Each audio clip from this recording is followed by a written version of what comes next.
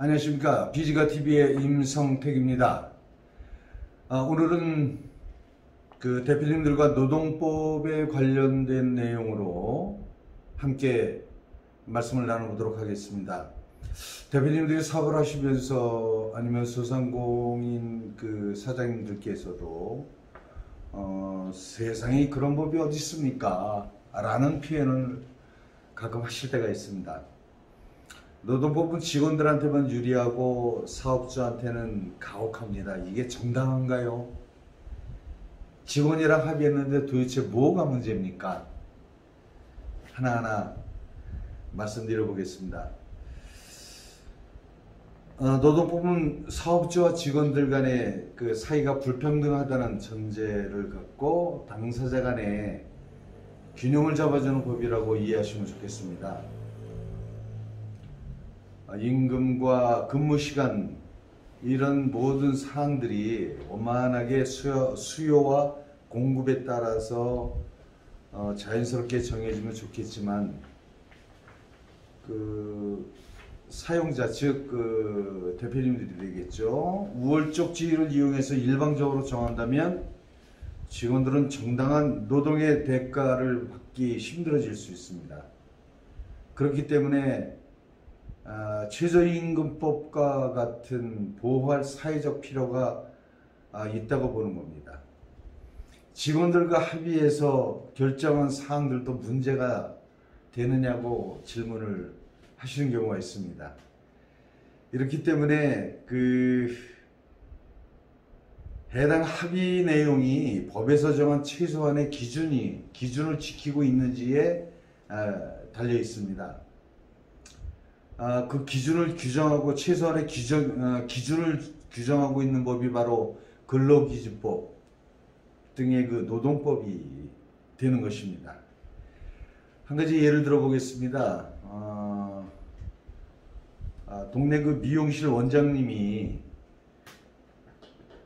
한 학생을 만나게 됩니다. 그 학생의 말이 기술도 배울 겸 저를 아르바이트로 채용을 해 주십시오. 급여는 안 주셔도 좋습니다. 저 사장님 입장에서는 매장 관리 보조로 쓰면 좋을 듯 해서 허락을 하게 됐죠. 꼭 필요하지는 않지만 3달만 한번 일해봐라 하면서 전혀 안 줄 수는 없고 교통비 쪽으로 한 80만 원 정도를 지불해 주마 하고 근무를 시작을 했습니다. 근무 시간은 주 5일이고 하루 8시간 뭐 규정대로 주 40시간이 되겠죠. 열심히 하겠다고 서로 합의가 돼서 일을 하는데 문제는 3개월 후에 생겼습니다. 이제 장사도 안 되고 이제 그만둬줬으면 좋겠다. 그랬더니 그 학생이 하는 말이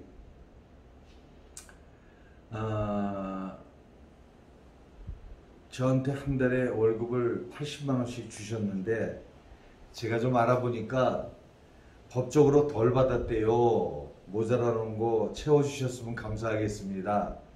사장님은 기가 찼죠. 급여를 안 줘도 된다고 그래서 채용을 해서 썼는데 교통비 쪽으로 80만 원까지 뒀는데 이 학생이 그 법적으로는 더 줘야 된대요. 그렇게 얘기를 하고 안 주시면 저 고용노동부에 신고하겠습니다. 문제가 커지는 것을 그 원치 않으신 사장님께서 결국에는 아르바이트 직원한테 300만 원을 더 지불을 했습니다. 이 300만 원은 뭘까요? 8,590원으로 계산을 해서 주 40시간을 계산하면 한 달 기준으로 179만 5,310원이 됩니다. 그러니까 80만 원 준 거에서 한 달에 100만 원씩 해서 3개월 300만 원을 더 추가 지급을 한 거죠. 이것이 최저임금법에 정한 최저임금에 미달됐기 때문에 그 차액을 지급한 것이죠. 최소한의 법적 기준, 근로기준법과 최저임금법. 잠깐 관련 법정을 한번 볼까요?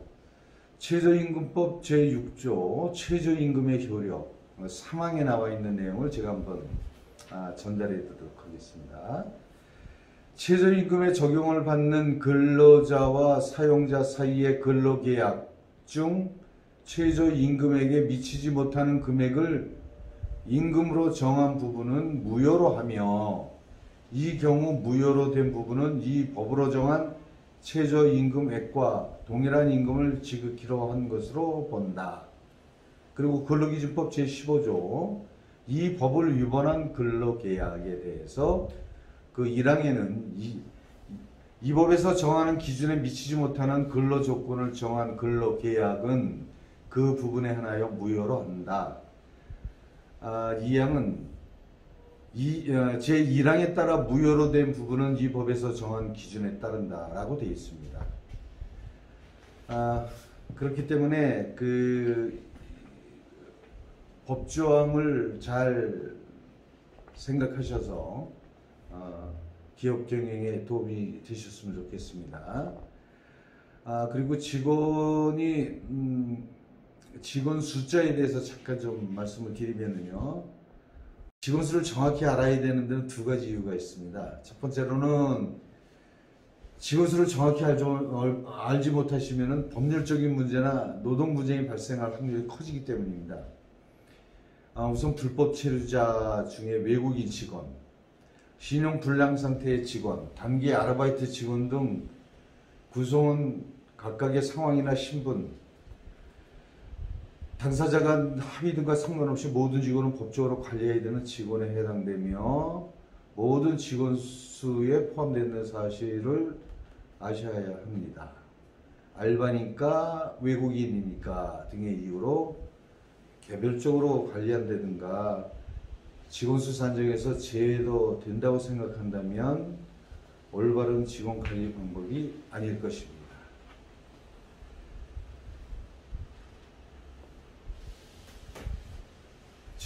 정규 직원에 비해 일용직, 아르바이트 직원, 외국인 근로자 등 상대적으로 느슨한 근로관계라고 생각되는 직원들은 더 엄격하게 관리할 필요가 있습니다. 이런 느슨한 근로관계에 있는 직원들에 대해서 근로계약서를 작성하지 않았다든가 임금체불 이런 문제로 인한 노동 분쟁,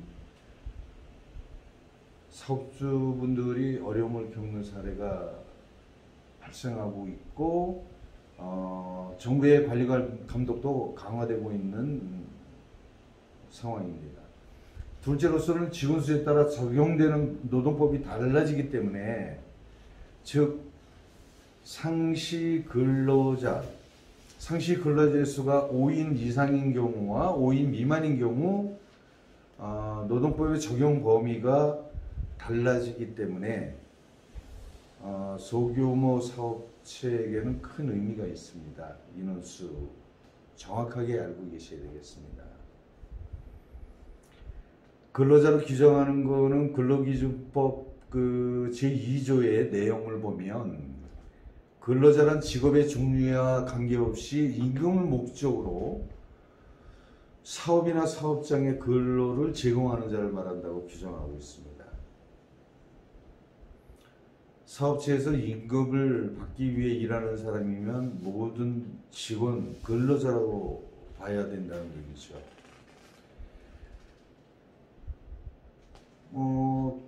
가끔 사장님들께서 이런 말씀도 하시죠. 사장인 나도 월급을 받는데 직원 수에 포함되나요? 이런. 사업체 대표는 그 임금을 위해서 일하는 게 아니고 사업을 유지하고 성장시키기 위해 노력하는 경영자이므로 근로자가 아닙니다. 또한 그 군대 가기 전에 잠시 일을 도와주는 아들도 직원에 포함되나요? 그런 질문 사항에 대해서 설명을 드리면, 소규모 사업체에는 뭐 부인이나 남편 그리고 자녀분, 사위 등 사업주의 가족이 사업 운영에 참여하는 경우가 종종 있습니다. 이때 해당 가족이 직원에 해당되는지 일반적인 판단 기준은 대표자의 지시를 받고 일하면서 임금을 받느냐, 이게 기준입니다. 일반적으로 가족이지만 임금이 책정되어 있으면 법적으로 직원에 해당된다고 보시면 됩니다. 반대로 일을 하지만 임금은 책정되어 있지 않으면은 사업주와 동일한 지위를 갖는다고 판단할 수가 있습니다. 직원이라기보다는 공동 경영자로 봐야 되는 게 맞습니다. 사정상 잠시 동안 고용한 불법 체류 외국인도 직원에 포함되나요? 그런 질문을 답변을 드리자면은 해당 외국인의 경우 한국에 체류하는 상황이 불법이지 일을 하는 상황 자체가 불법이 아니기 때문에 채용 순간부터 근로자에 해당됩니다. 따라서 해당 외국인 근로자 역시 합법적으로 채용한 외국인 근로자의 동일한 노동법적 권리를 갖습니다. 그래서 임금 외에 퇴직금도 정상적으로 지급해야 되고 연차 휴가도 부여해야 됩니다. 사업자는 이런 법적 의무의 이행은 물론이고 불법 체류자를 고용했기 때문에 출입국관리법 제18조에 따라 처벌을 받게 되시는데 3년 이하의 징역 또는 2천만 원 이하의 벌금을 받게 됩니다. 그리고 또 주말에만 나와서 일하는 아르바이트 직원 2명도 직원에 포함되나요? 예, 포함됩니다. 이게 시간제 근로자에 해당되기 때문에 정규 근로자보다 짧게 일한다는 차이가 있을 뿐 이들 역시 근로자로 포함됩니다. 가끔은 이런 경우가 있죠. 본인이 원하지 않아서 4대 보험 가입을 하지 않은 사람도 직원에 포함됩니다. 4대 보험 가입 여부는 근로자에 해당되는지 여부와 아무런 관련이 없습니다. 당연히 근로자에 해당됩니다.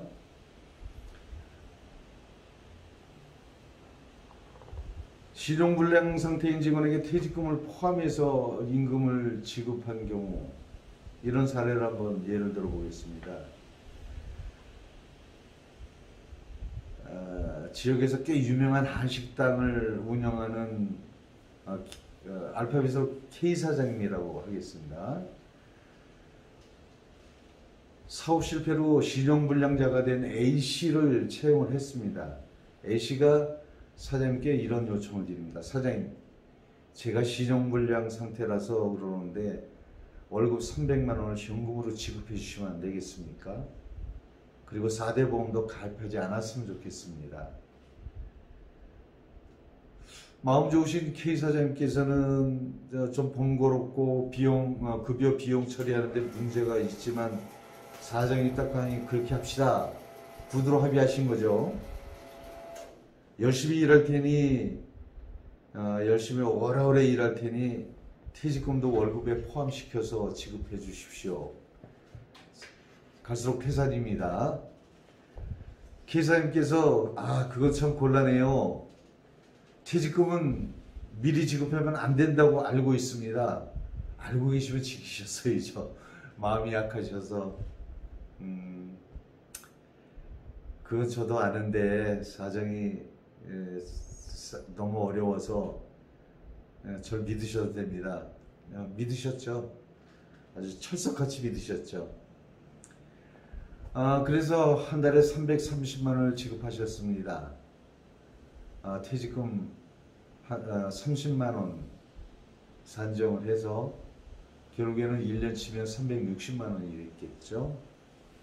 그리고 3년 후에 이제 A씨가 일을 그만두면서 문제가 발생했습니다. 그동안 수고 많으셨습니다. 뭐 좋은 관계죠. 네, 그동안 감사했습니다. 여러 가지 제 사정을 많이 봐주셔서 정말 감사했습니다. 그런데 정말 죄송하지만 퇴직금을 지급해 주셨으면 좋겠습니다. 무슨 소리예요? 매달 퇴직금을 급여에 포함돼서 줬습니까? 줬지 않습니까?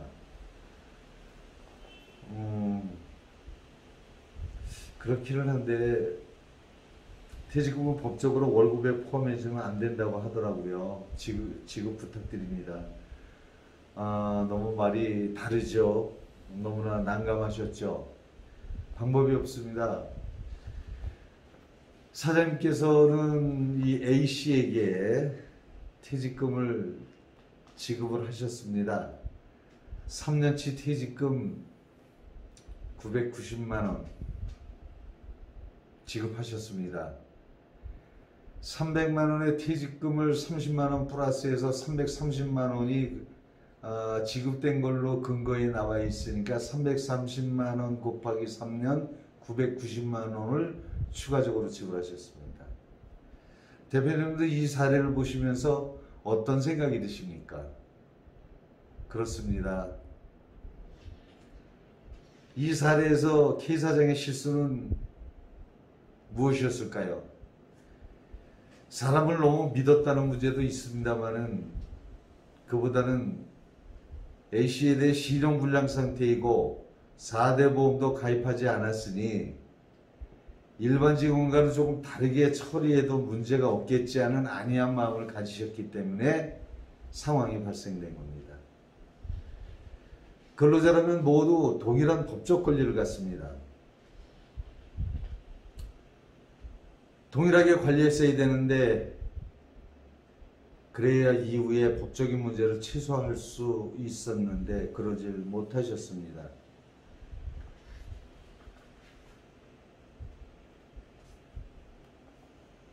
이 말씀을 드리고 싶군요. 근무할 때는 한 가족처럼 잘 근무를 하시지만 이게 최소한의 기준이 정해져서 서류 근거로 남기고 서로 서명을 해서 교부해서 보관하고 이렇게 확실하게 모든 조건을 정해서 서류화 시켜 놓는다 그러면 많은 부분 어떤 갈등이나 어떤 노사 간의 갈등이나 이런 부분이 많이 줄어들겠고요. 그런 아름다운 직장 문화가 이어져 나갈 것으로 생각이 됩니다. 요게 어떤 강제 사항을 둬서 과태료를 징수를 하고 어떻게 본다면 많게는 3년 이하의 징역까지도 처벌될 수 있는 그런 내용이 되겠습니다만은 이런 부분에 대해서 많은 부분 대표님들께서 염두에 두셔야 될 사항인 것 같아서 다뤄봤습니다. 소잃고 외양간 고치지 마시고 미리미리 준비하시는 대표님들 되시기 바랍니다. 근로계약서 꼭 쓰세요. 다음 시간 기대해 주십시오. 제가 소상하게 알려드리도록 하겠습니다. 오늘은 이만 여기서 개괄적인 내용으로만 설명을 해오렸습니다만 이만 마치고 다음 시간에는 근로계약서 작성하기 내용을 가지고 대표님들과 말씀 나누도록 하겠습니다. 감사합니다. 오늘은 이상 마치겠습니다. 감사합니다.